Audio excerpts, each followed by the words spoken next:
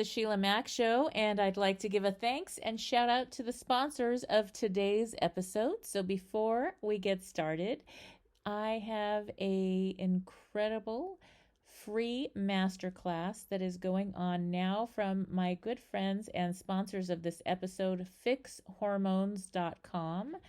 And so it's what every woman needs to know about hormone restoration. How to restore your hormones to end hot flashes, mood swings, hormonal weight gain, and feel like yourself again without ever setting foot in a doctor's office or changing your daily routine. So, if this describes you at all, this is a masterclass for you and it is free. So, in this 60-minute masterclass, you will learn how to know exactly what's causing you to age rapidly, feel tired, fat, old, or moody, even though your doctor says it's normal for your age and all your tests are coming back normal. You'll also learn the two big reasons many doctors are unwilling to prescribe hormone restoration and what they aren't telling you about your hormones. Next, you're going to learn the huge difference between hormone replacement therapy, HRT, bioidentical hormone replacement therapy, BHRT, and natural hormone therapy. And you will also learn how to get a custom hormone balancing prescription to reverse aging, keep weight off, enhance energy, and put an end to perimenopause and menopause symptoms for good. So, again, thank you to our sponsors. And if you want to join the free masterclass and claim your spot now, go to Fix Hormones, fixhormones.com. Are you ready for a reboot? Welcome to the Sheila Mac Show, reality at its finest. History reminds us those hit hardest often become the change makers. This year, we've all hit crazy economic, social, and emotional rock bottoms. We all get knocked down. Something hits globally, locally, personally. It affects our health, finances, our relationships. We have to recreate a business or career. Each show, Sheila and her special guest will be sharing their reboot stories, guiding you with real solutions to upgrade and up-level emotionally, mentally, physically, spiritually, and financially. Here on NBC's KCAA Radio. If you're ready to pull yourself up by the bootstraps and bra straps, enjoy a listen. Here's Sheila. Welcome to the Sheila Mac Show, reality at its finest. Here we have real people sharing real stories and actionable steps to help you reinvent, rebuild, and reboot your business and personal life on your terms. I'm your host, Sheila Mac, and today we have special guest Tom Duffy. Tom is a transformative figure in the field of prison reform. From 1992 to 2007, Tom was the founder and executive director of the Prison Smart Foundation. Tom modified the Sky Breath program to be taught to incarcerated individuals. He played a crucial role in the national expansion of the foundation and professionally worked with some of America's most violent 707B offenders. In recognition of his groundbreaking work, Tom was invited in 2001 by Nelson Mandela's bodyguard to train a team of 12 instructors to expand the Prison Smart to the entire South African prison system using the same tools that has been so successful in the U.S. Today, the program is active in over 118 countries, bringing hope and healing to thousands of incarcerated individuals around the world. Tom has a new book, The Prison Smart Diaries, chronicles his remarkable recovery from a life of addiction and crime to meeting his guru that sent him to jail to serve a life of service without any chance of parole. The book is a testament to the power of faith, compassion, and service. Tom had a caseload of over 5,000 clients. Wow. Well, welcome to the show, Tom. Thanks for having me. It's great to be here. And I always start off by asking the guests to share about a time in your business or personal life where you experienced a tough situation and how you got back on track. There's so many of the stories. One of the main ones was the first time that I had ever gotten permission to go into a jail. I got a superintendent that accidentally got my memo from his boss, the sheriff, put onto the top of the list. So the sheriff's secretary called him, and he thought it was a really important meeting. So I was not prepared for that to happen at all.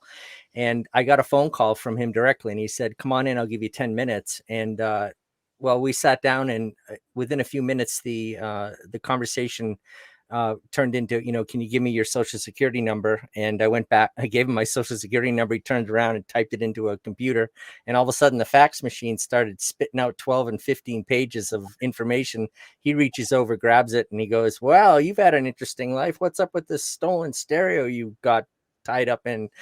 And so then, I'm sitting there thinking I'm doing my presentation. And while he's looking through the pages, he's asking me all these questions. And I started talking about a program that never was.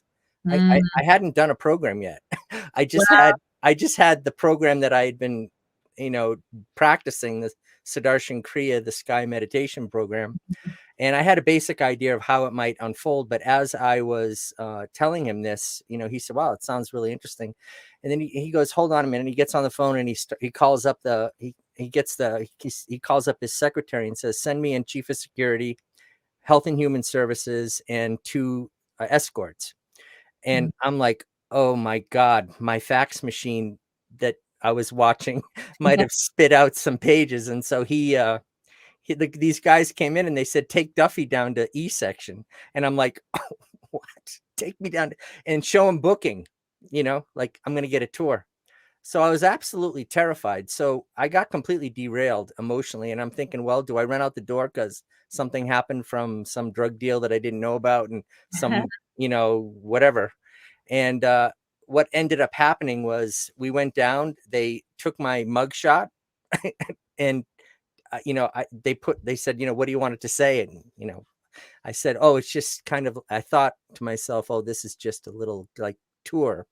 And Yeah. so they brought me into the section. The guards ran down the hallway with their batons and wrapped all the bunks with their batons and woke these guys up that were sleeping.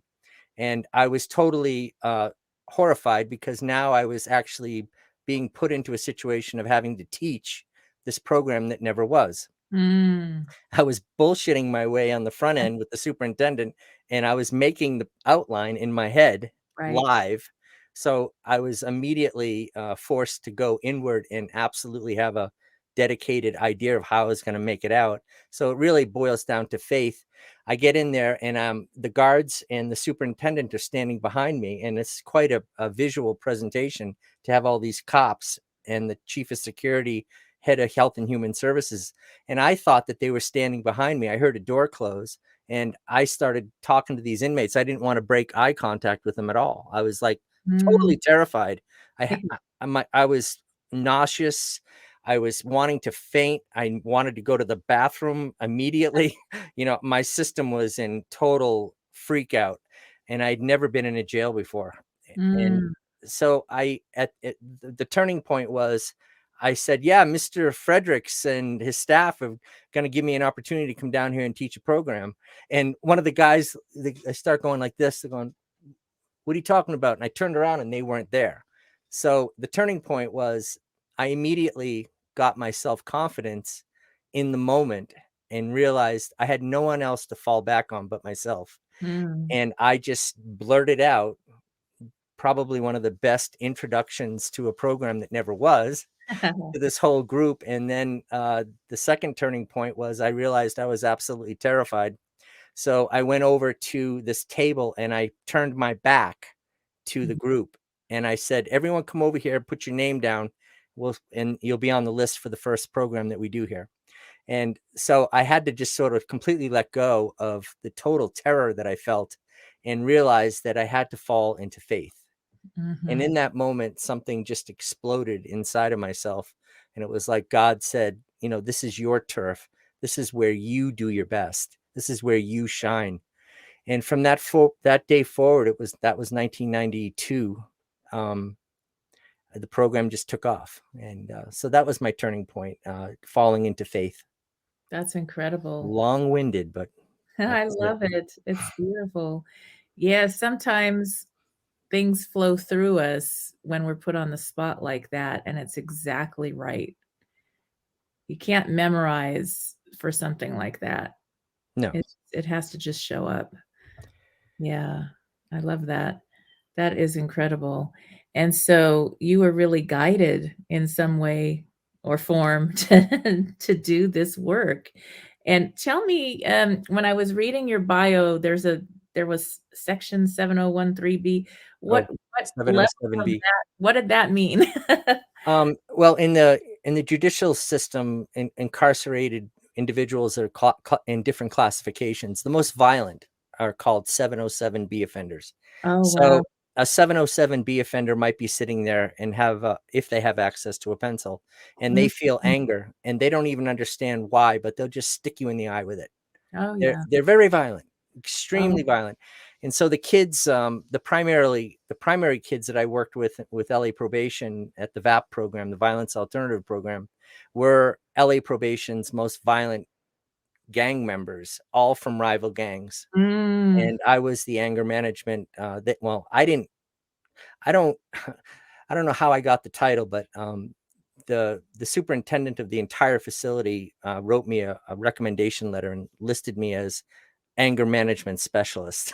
wow. And I was like, well, if that's what I am, then that's what I am. So from that point on, everyone referred to me as, the psych staff would come over and go, oh, so you're the anger management specialist. They never asked where did I go to college, what Mhm. degree do I have? Where'd you get your doctrine? I'm like, they just never asked. They just said, can you come to my session on Saturday? I need someone to do some breathing. So these kids that I worked with were the most violent, and I ended up with them. I'll be real quick. I ended up with them by mistake, because every facility that I ever went into, I always put myself on the line integrity wise. And I said, look, give me your most violent, most dangerous, hard to handle individuals. And if you don't see a result in the first 45 minutes, I'll leave and you'll never see me again. Right. And from 91 to 2007, I never, ever was turned away from a facility. And so when we made that pitch to LA Probation, they turned around and took me up on it. They said, Mhm. well, Bill Richardson over here is in charge of Camp Smith out in Challenger Memorial Youth Center. They kind of fed me to the lions. They thought it was going to be hell on wheels. Um, and I had them all in my hip pocket. It was perfect. Yes, wow. That does sound incredible. So then how old were these people that you were working with? You said kids, so like teens to 20s or Yeah, the kids that in the last 5 years of my work, 2000 through 2006 into seven, um, those kids could be anywhere from. I had one kid that was probably like 13 Mhm. until they're about somewhere in the area of 18, give or take. Then they transition into the adult system if they're still Yeah. incarcerated. Yes, yes. They were young, and it was just so amazing for me to work with those kids. I just, to this day, I have some of their audio. I could even play it for you if you wanted to, but Oh, that's it's beautiful. pretty cool to hear them. Yeah, I love that. That is incredible. Yes, and, I'm sitting here this was a beautiful connection. I actually interviewed, um, a group a couple of people, from the Sky Breath, Hmm. when I first started my show, I think 3 years ago, 3.5 years ago, they were on the show, and we just connected again, and you showed up, and I love that, and I have to be honest, I was one of those kids that was in one of those camps. Wow. So I went to St. Catherine's and I was not supposed to be there. I was emancipating at 15 from foster care. Wow. And I was sent to, well, they gave me a choice. The foster parents I was with got divorced, and they gave me a choice of going to the hall or going to camp. And in my mind, camp sounded pretty fun. And I didn't know. And so I got to camp and I got to be with some of the kids that have taken an eye out or killed somebody or hurt someone or this and that. And I also felt very guided. They ended up losing my file, and I was supposed to be gone in 2 weeks out of the system and emancipated. And for 6 months, I got to be in that environment, and it was it was really like I felt I needed to be there. It brought me a lot of compassion. There were the different gangs, and they would put them together. And it was Yeah. and we'd walk in lines, and I mean, it was like a prison camp, Oh my and we God. did all that, and I got to see who those people, those kids really were from a very different perspective, because I was one of them, so I got to hear the secrets and the reasons and hear the heart and what was causing a lot of the situation, Mhm. and it was really a beautiful time. I wasn't really angry, I just felt like it was the way it was supposed to be. Maybe I was protected for being in there or needed that experience, but it's something that unless you've been in that type of an environment, you don't get what that's like. I had to learn the vocabulary. I had to do certain things to fit in.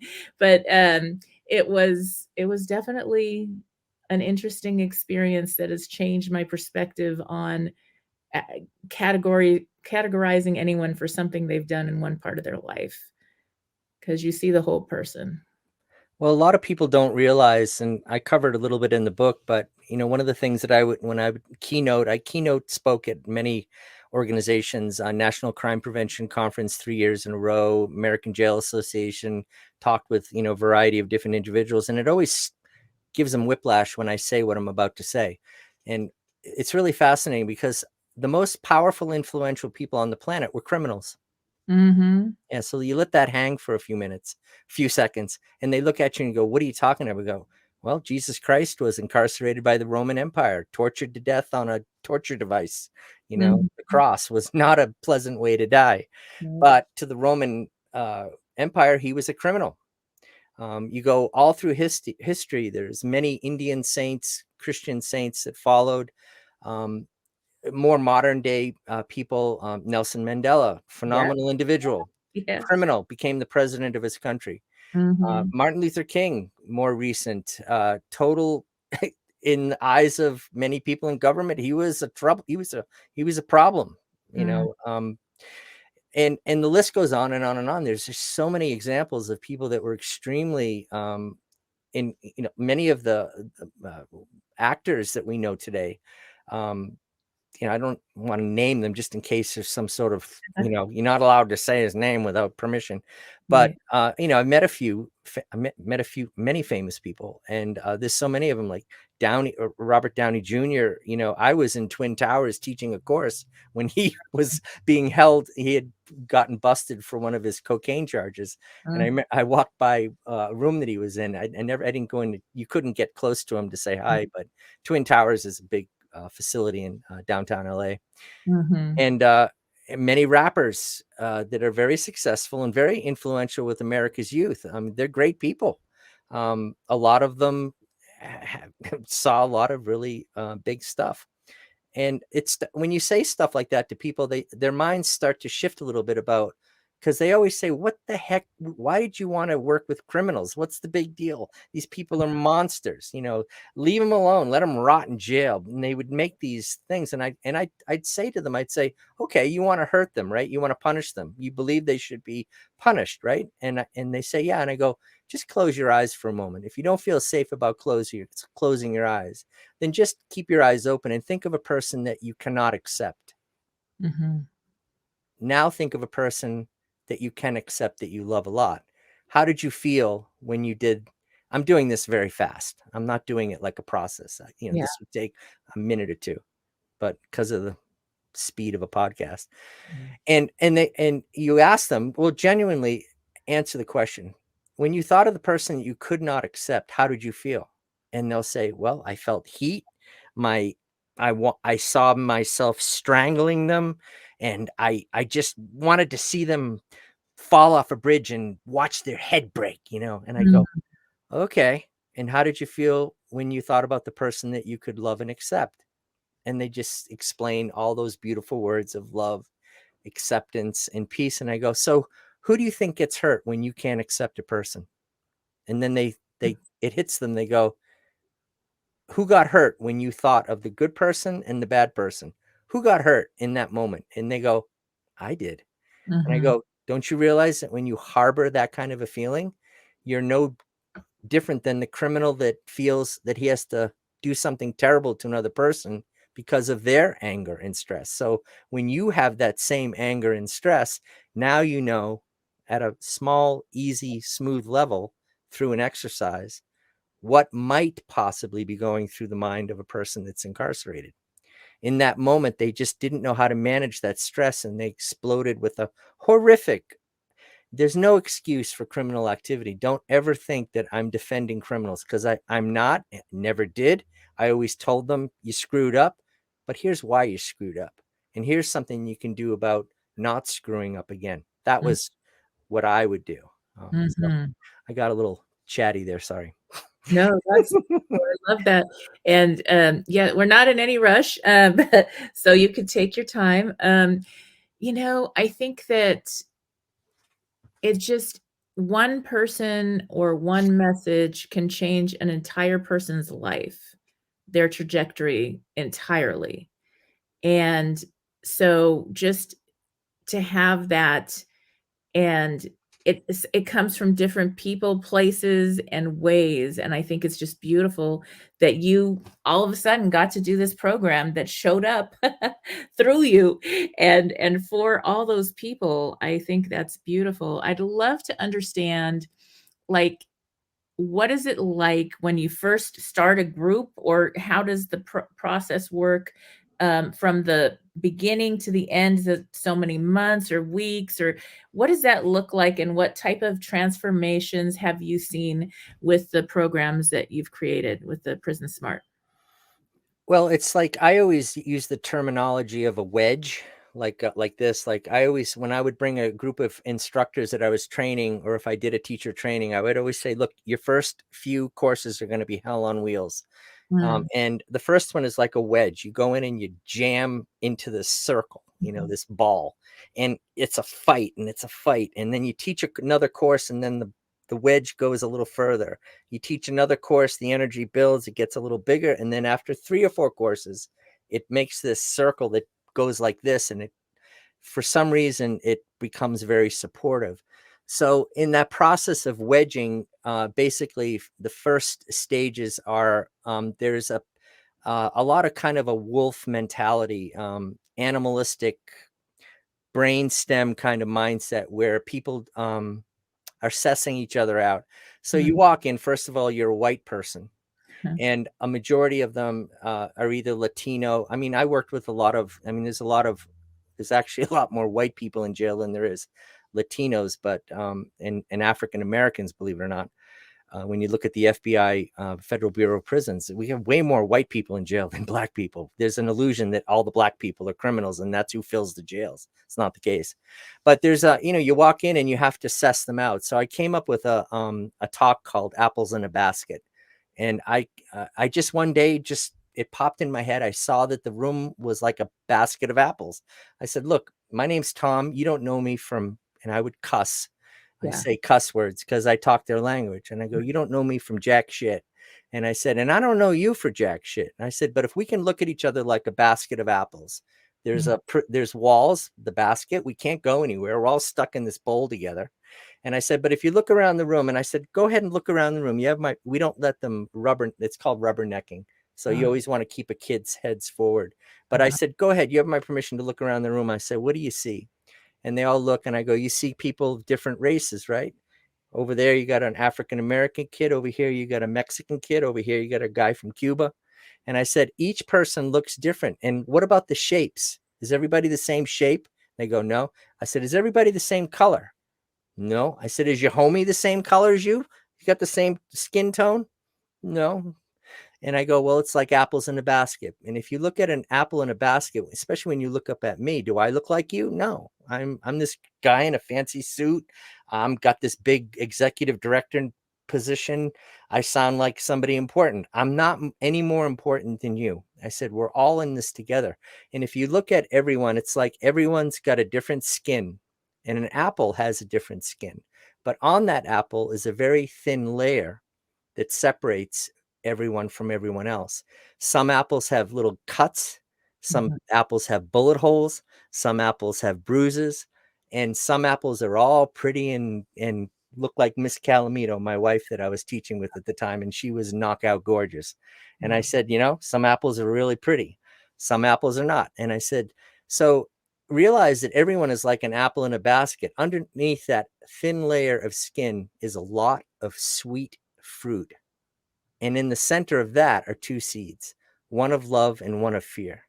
And I said, if you can look at me through the eyes of love and not through the eyes of fear, at the end of this course, we can bake a great big apple pie and have a party.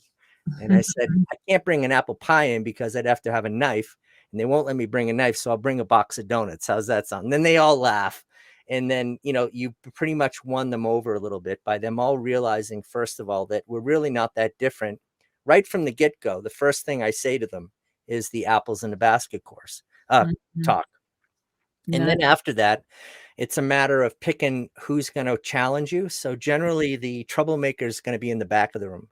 And so I'll often immediately go, I'll pull the staff over if I am not comfortable with that particular group, because whenever you move a group, it has to be done very controlled. And so I'd have the staff go, okay, the first half of the course, everybody was sitting in a square. I said, Mhm. the first half, go over to the right-hand side of the room. They would go over, get in formation. I go, now everybody in the back, move to the front. And they freak out.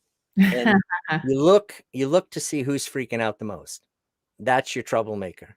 So then he comes up and he starts Yeah. body language and all this. He slopes down and I go, don't slope down. So anyways, it's a process that you have to go through. But once you win over the top dog in the room, the alpha male or female, Mhm. and then you can win over the group because they don't want to look bad up against the person that is the toughest. Yeah. And so after they get over those layers or sheaths, it's like a lamp and putting cloths over it. When they first come in, there's a whole bunch of cloths over the lamp. But Mhm. with each sheath or layer of fabric that you take off, the light starts getting brighter and brighter, and the person starts shining through. And once you get them into that position, they feel the love within themselves, and there's that natural connection. And I always have to be very clear that love does not mean sex. Mhm. Love just means who you are, how you're wired. And I tell them, you're all wired for love. You're not wired for fear. That's why fear makes you so unhappy. But when you feel, you see your little baby or your auntie comes to visit, or you go to, someone does a nice thing for you, you feel that love. And so, you're all feeling joy right now. Mhm. You're feeling who you are. You're made up of a substance called love. You're not made up of a substance called fear. And so that's sort of how the beginning of a program usually starts. And then it's just maintenance and applying discipline, because to a juvenile, even actually most of us, to be honest with you, are still operating from a very juvenile based Mhm. memory of, what we learned as children. That's what makes us who we are as adults. And so the kids, to a kid, discipline means love, means that you care about them. And so the more discipline you show, the safer they feel Mhm. and the more willing they are to participate. So, Yes. and then as far as the transformations that I've seen, it's mind-boggling. Generally, the most men are conditioned in this world to not show emotion. Mhm. So you can always tell an expression of emotion, usually through different behavior. Often, when people are wanting to face off with you, it comes out in complaining. Uh, but a lot of them, you can see them.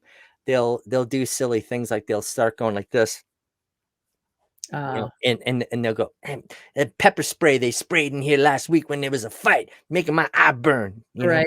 And then you sit and you go, no, you don't want to take a position of, that's not why your eyes are burnt. You don't say that. You just Mhm. sit back and go, Yeah. he's tapping in.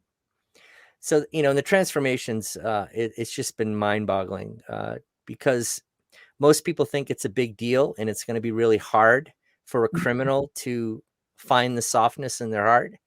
But it's actually really easy because it's the negativities, the negative things about us are like the skin of the apple.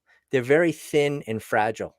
Yeah. That's why people that are very angry and bullies, you look at them and you go, they're such fragile, delicate people.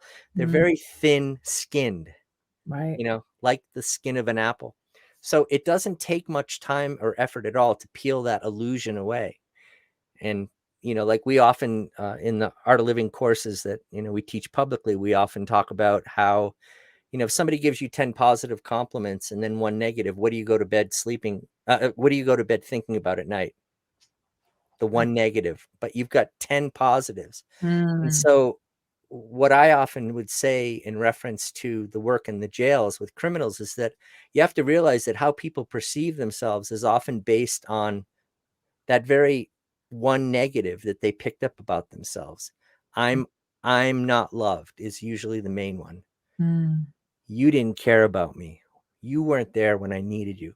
And from there, it's a big deal, but it's actually very fragile and very thin and very easy to get through. And the breath is the main tool that we would use mhm, to bring the awareness onto the truth that you are really big mhm. energetically. You're huge. I mean, you're beyond anything you can imagine. So I'm babbling. I'm sorry. No, I love I that. get going and I don't I hear really. where you're going, and I love that. It sounds incredible, and it is there's a certain way that you have to be in that type of an environment in order to survive. You have And to believe it yourself. yeah, and you have to be very tough, and that may not be who you are. So to be able to get to the heart of who these young adults really are is an incredible journey, and, it's very freeing and helpful, and they still have to be a certain way in order to be safe until they're out on the outs, right? And so that there is definitely that yeah, it takes a minute, and gosh, when you have that level of trust and when you get to that part of your program, it changes how these people are able to relate with each other, I believe, and they must have more feelings of safety. Thank you for our sponsor today of this episode. And just to learn a little bit more about our sponsor, are you a startup founder struggling to get your pitch deck noticed by investors? Do you spend endless hours tweaking and revising only to see lackluster results? It's time to take your pitch to the next level with How Good Is My Pitch Deck by Keen Angle.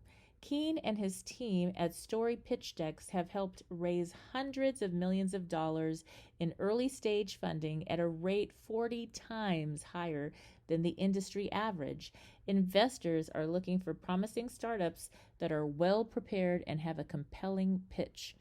With Keen's proven strategies and actionable frameworks, you'll learn how to evaluate how compelling your startup's story is, mitigate your pitch's biggest weaknesses, ideally position your startup within any industry, and much more. You'll also gain a deeper understanding of what investors are looking for and how to effectively communicate your unique value proposition. Plus, this book includes a free digital companion kit with full length example pitch decks and cheat sheets.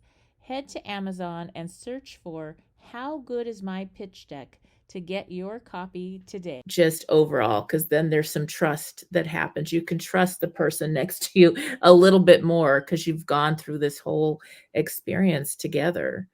So that sounds really magical.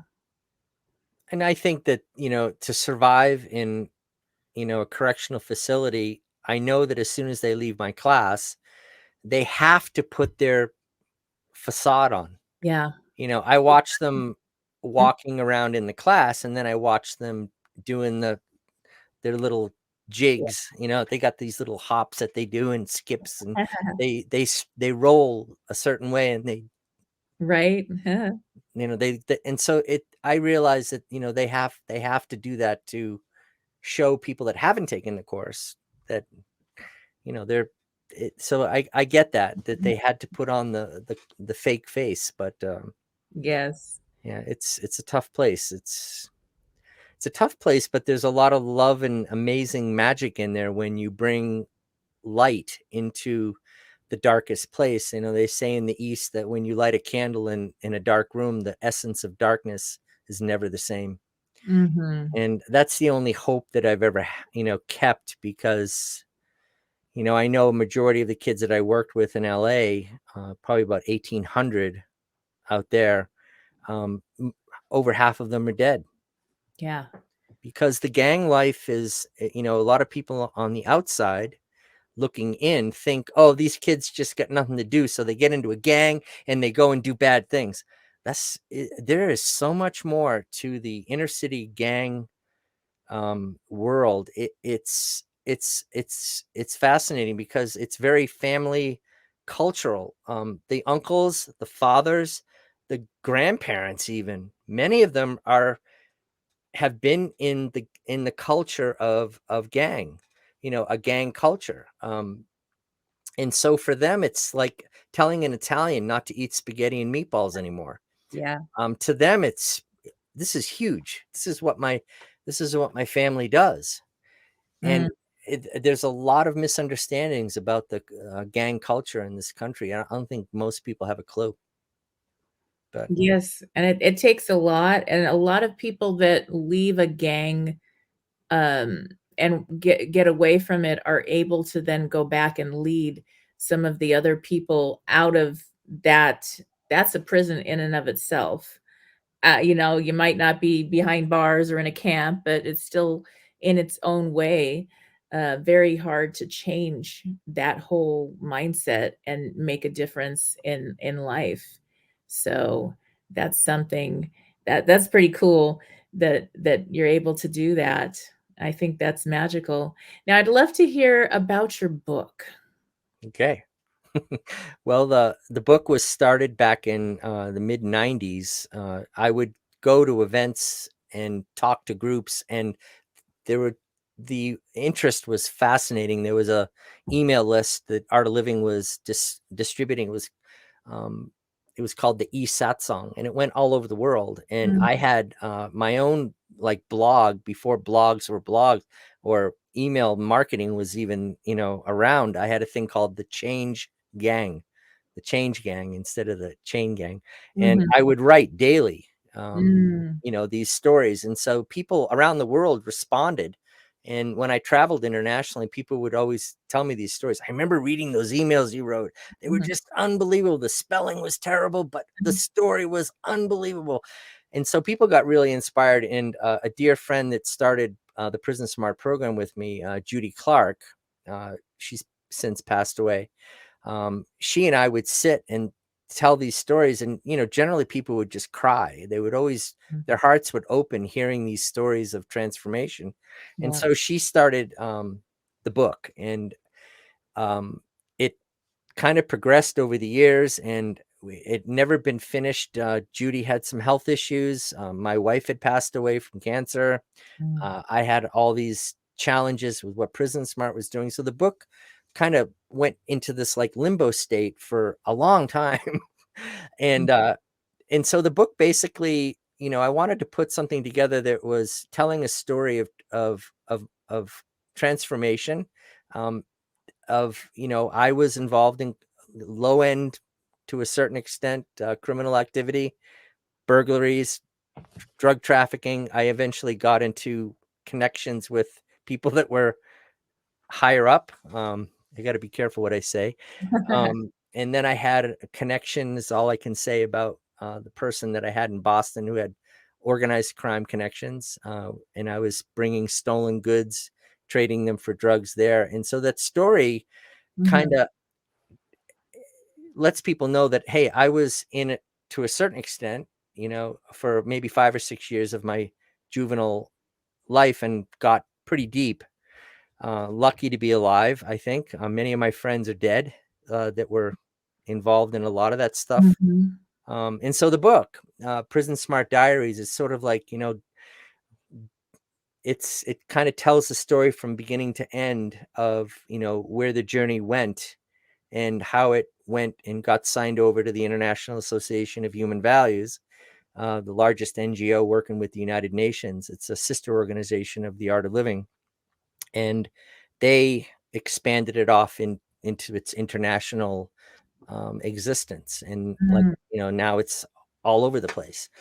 And so the book kind of documents that. And so my goal of the Prison Smart Diaries is to share that story. I made it a digital book first because within the book are QR codes on different Mhm. pages. And as you're reading the book, you can take your phone and scan the QR code, and it'll take you to a private YouTube page that I have I love that that. you Yeah. can only get to it through the link, and Mm, it plays the video of that part of the book. nice. So the book kind of digitally becomes alive, Yeah. and if I could make it so that within the digital book, a little viewer would pop up in the bottom, that would be great. But yeah, That so that's the Prison Smart Diaries, and it ties in with this program I'm starting called Streetlights 2.0, which mm, is basically I want to be able to make prison guards, gang members, and people on the street gurus. mm. I want them to be able to take a phone and go, "Hey, watch this, homie. I'm going to show you how to breathe." You know, and there'll be a class or a session there that people can purchase. I'll give it to them if they contact me and they're in a situation, and they, no one will not get it because of money, but it did cost money to create. I Right. had to host it. I had to create a website. The Mhm. website is up there, streetlights2.com. Um, it basically is a downloadable program that people will be able to play. I have this goal and vision that prison guards could sit in a room without me having to travel around the country like I did before. And all the money that was spent in hotel rooms and rental cars and meals and hassles of meetings, it's just like, wow, just push and play on a phone or an iPad and have a prison guard set up a laptop in a room and go, "Hey, here's the class," and bam, have Mm, it just start playing. So mm. that's my goal, is to have the book promote Streetlights program and document the work that I did. It needs a voice, so I gave Mm. it one. That's incredible. Now, how did you change? What was the thing that came into your life or the moment? Was it a moment where you stopped doing the crime things like when you were a kid and you got into those things you mentioned? What was the change for you? Well, I loved getting high, and that was one of the main things. And when I started the Sudarshan Kriya as a practice, and I met Sri Sri Ravi Shankar, I realized within less than a year, my addiction was gone, over. And it wasn't over because of some sort of miraculous thing. It's always, associated with a person wanting to make a choice. I'm going to be sober. And I got so high off of the Sudarshan Kriya that when I smoked weed, it Yeah. was so less. Yeah. When I went into a party and snorted a half a gram of coke, I was like, this is not fun. I wake up in the morning, do my 3-stage breathing, bellows breath, chant Om 3 times, circles of breath, and I'd come out and I was like, man, this is like tripping, you know? Yeah. And I'd be like so trippy, like this is like the best high in the world. So somehow in my brain, there was a connection that I want to get high. I don't want to ever change that, but I want to be high naturally. And making that decision and realizing that I could substitute cocaine and weed with breath, Yeah. it totally blew my mind. And Oh, then, yeah, and then I just started seeing the results of that, and the result of being kind and sweet and loving and understanding and empathetic to myself. And then service was probably the next big tool, because when we think about ourselves, we're constantly thinking about what about me? What about me? When we're depressed, the process in the brain is, what about me? What about, Mhm. look what happened to me. Look what I did. And the brain dwells and becomes very, very depressed. It's a technique for becoming depressed. Just Yeah. constantly think, what about me? What about me? What about me? But then when you think about others and you come into service, then the energy stops going inward in the what about me, and it goes, what about you?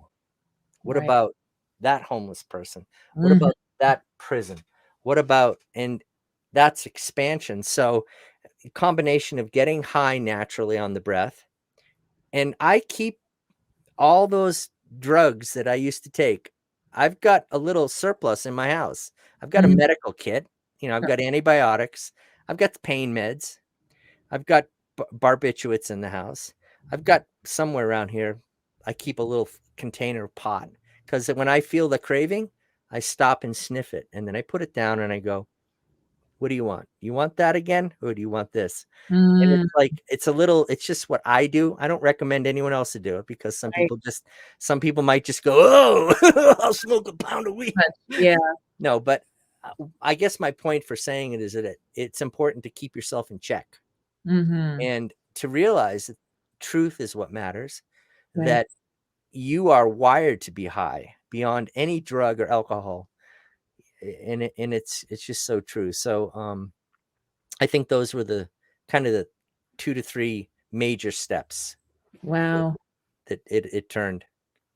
Well, I was really blessed. I left home when I was 10. My mother like had me leave with abuse and this and that going on with her parents. And so I left and I went with friends and on the streets and so I'm this little kid with older kids because I needed places to stay at night. Mm, And the first introduction I had to drugs was a young girl that I barely knew. I was still going to school full time. She took me out with friends and she smoked some kind of something like with PCP. angel dust. Yeah, yeah, remember that? And I didn't know how to inhale. Terrible. Like, Oh, I literally was 10 and a half maybe. So I had no idea, and I didn't wanna look stupid, and I was like, "No, I'm good. I'm gonna go over here," and I tried to be real cool about it. And she, overdosed, but she survived that wow. night, and her mother was so mad at me, and I was like, "I don't even know what that is. Like, I have no idea what's going on." Oh, her mom blamed me, but she lived. And that was like that experience, literally was like, "I'm not doing that." And I mean, I don't do the ayahuasca, none I don't care what they call it, it's a drug, and I don't no judgment, but it's just nothing I really got into because of that experience, and I think that might have been, source, universe, God, whatever you want to say, just, you know what? We're going to show you that this is not the road to take. So, I'd love to learn where and how people that might be interested can get your book, as well as how, if they're interested, maybe they have a program or they're working with people that are in the system, Hmm. and they want to have Sky Breath and this program or something similar come in and help them. How can they connect with you on all that? Well, if why don't we look at it as like a part A, part B. Okay. So part A is the Tom Duffy book, and part of that is the Streetlights program, which is nothing proprietary to Art of Living. It's stuff that's, you can actually just find a lot of it on YouTube, but it's put into a little packet for people, and that's purchasable. Is that a word? Yeah. You're able to purchase it. I had a Right. kid once say, how is the program? He said, it's relaxable. Oh, I like that. There you So go. sometimes I say purchasable, and I think purchasable. But anyways, so the part A would be the, purchasing the book for sure. You can go to Amazon.com and do a search for The Prison Smart Diaries. It'll Mhm. pop right up. You purchase it. You don't need a Kindle to read it. You can download the app. If someone's in a facility and they'd like a sort of push and play, easy to go program, the streetlights2.com website, it's able to be purchased and downloaded from Thinkific, which is the platform that I'm using. Mhm. Okay, so that part B would be, if you want Sky Breath, brought into your facility more in depth, then you contact the Art of Living has the prison program. They're calling it the prison program now, which is basically the extension of Prison Smart that I had started in North America. Yeah. And it's usually on the IAHV website, IAHV, I think it's .org. And there's links on there for programs that International Association for Human Values oversees. And I'm currently on staff with the Project Welcome Home Troops program, working with veterans. Nice. So I do that weekly. And that's sort of my ongoing connection and blessing from my time with Art of Living. I just love working with the veterans now. And they have a much, once we signed over Prison Smart that I had done in 2007, after Terry had passed away, I was wiped out. My wife died of cancer. Yeah. I needed to recharge, regroup, just sort of, I was too wiped out energetically, emotionally to Yeah. do what we call taking the seat, being a teacher. And so we signed it over, handed over the checking account, handed them a whole bunch of money, handed them all the success. And now it just, it's just one big river. It was never really separate anyways, but it's one big river of success. And so for the larger programs, IAHV has Gabriella Savries, I think is her last name.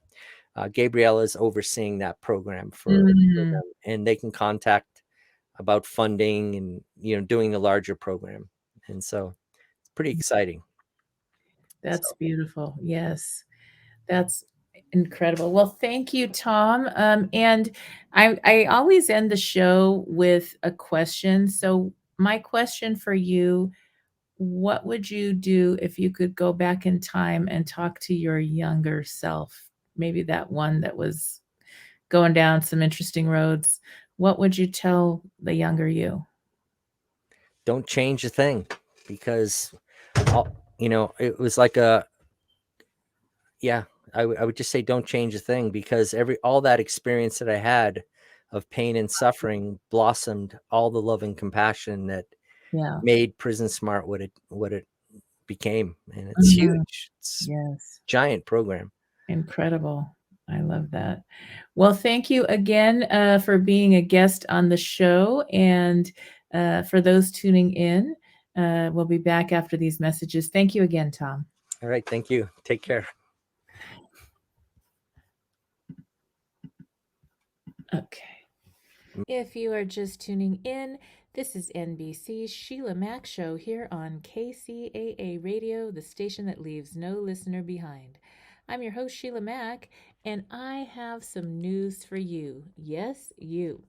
I'm celebrating my 3rd year now on the station, and will be expanding the show to a global network as well. You may now find the Sheila Mac Show on all major podcasting channels, and if you have not subscribed to my YouTube channel, all the episodes are now available for viewing there as well. And I'm asking you for a quick favor. If you like the show, please help support the spread of this reboot channel on YouTube as well. My goal is to help as many people as possible through our interesting times to rebuild, reinvent, and reboot your business and personal life.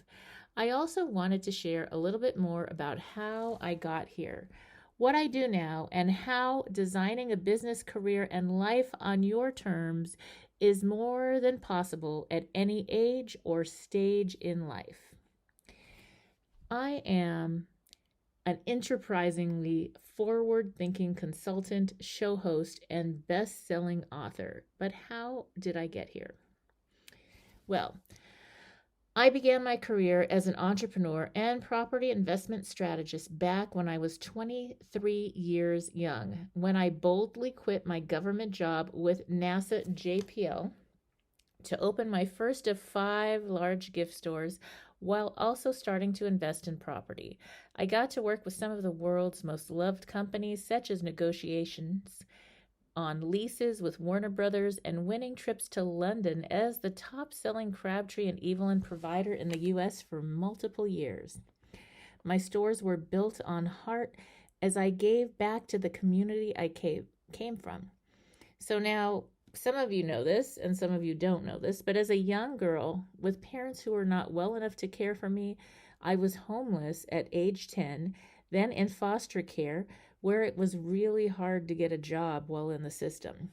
I finally emancipated at the age of 15 to start college early.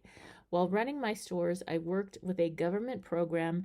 Back then, it was called Job Training Partnership Act, making my stores an open source training site where close to 200 at-risk youth started their careers. Yes, I began my career helping business leaders and working professionals to design a life they love where they can have success in their careers and get to the business of life.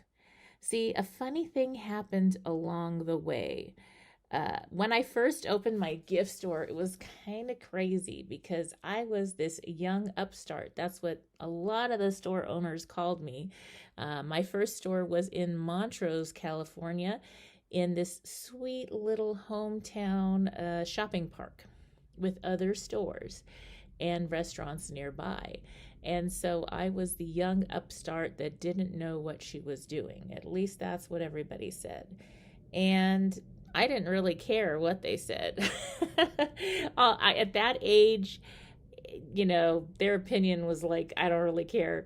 So that was probably a really good thing because I stayed focused on what I needed to do. And I had negotiated to lease out a 5,000 square foot gift store that needed a lot of work, and I got free rent and for about 6 months, and I had to start making the rent, which was $5,000 a month, which was a lot of money back then, $1 a square foot. And so I had to learn and relearn. I finally did hire quite soon in the game. I did hire a marketing expert, branding expert, I guess back then, and that lady really helped me to figure things out when I first started. And when you first start a business, especially when you're young, it was like I had no idea what to do, but I needed to learn because my rent was going to start coming due every month. And over that time, I started having more success. I did crazy things like stayed open until almost midnight every night, along with the restaurants who were very close to my store, while everybody else closed shop at about 5 or 6 p.m.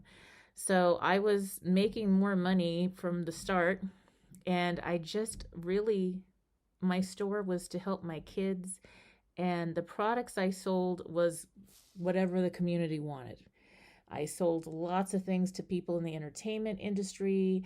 I worked with cruise ships. I worked with many different people in the community. And later on, the store owners actually came to me and asked me if I would consult them and help them. I actually started buying my other buildings because I didn't like the idea. Tune in again right here on KCAA, the station that leaves no listener behind.